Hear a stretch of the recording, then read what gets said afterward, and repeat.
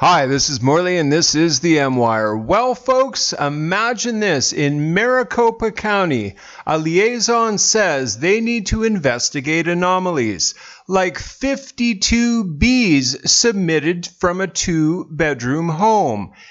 Imagine that, if you will, a 2-bedroom home that can accommodate 52 people. Wait a minute, it's not 52 people, it's 52 adults, because that's how old you have to be to cast a receipt.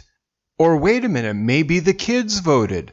And that is exactly the point of this video, is to give you a textbook example as to what I was referring to in my previous video. They are investigating nonsense like this. Were you old enough to vote? Are you a resident of the state? Are you alive to vote? Folks, don't forget that Arizona borders another country that is undergoing a very bad border crisis right now. I'm not going to get into that, but you can see how this can tie in as to how bees might not be authentic. This is a textbook example right here. They are investigating things like this 2.1 million times over. I mean, they have to figure out who owns the house. They have to figure out if the owner lives in the house. Maybe it's a rental property.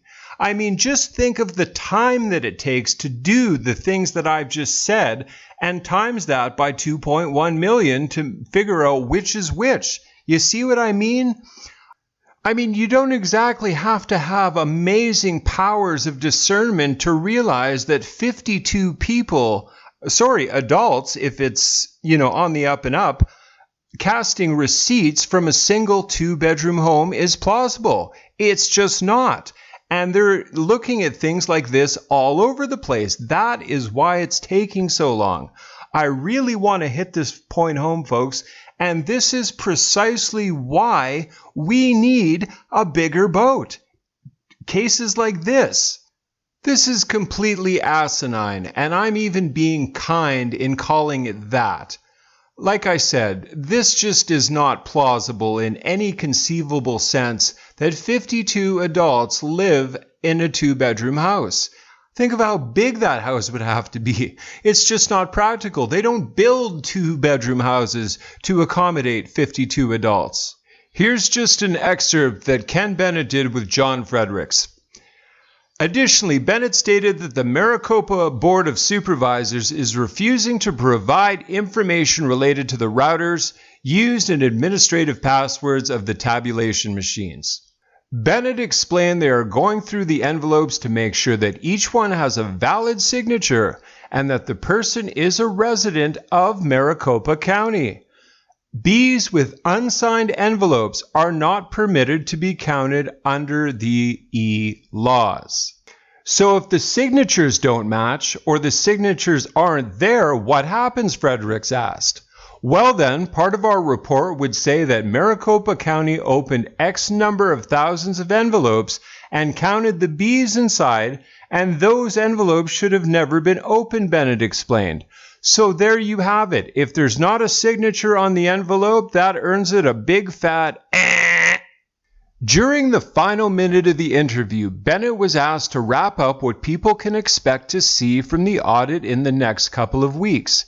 There is still checking of V registration anomalies, he explained, before citing 52 people Ving from a 2-bedroom home somewhere, or people Ving twice, or dead people Ving. There's going to be a few to several weeks of that type of investigation, and then there will probably be a few to several weeks of putting the whole report together, he added. The report's going to be massive. Of course it's going to be massive. This isn't the type of thing that you can summarize in 2 or 3 pages. It's going to be a manuscript, and we all know it. Folks, I really wanted to hit the point home in this video as to why this is taking so long, okay?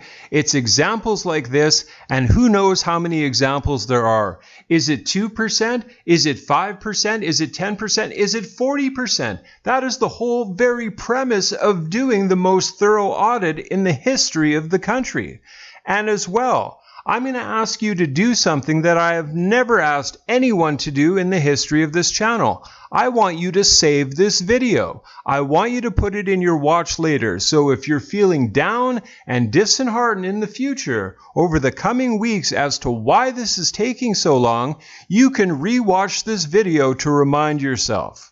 It's simply going to take a bit of time to get a concise report together that no one can refute because math doesn't lie and we deal in facts.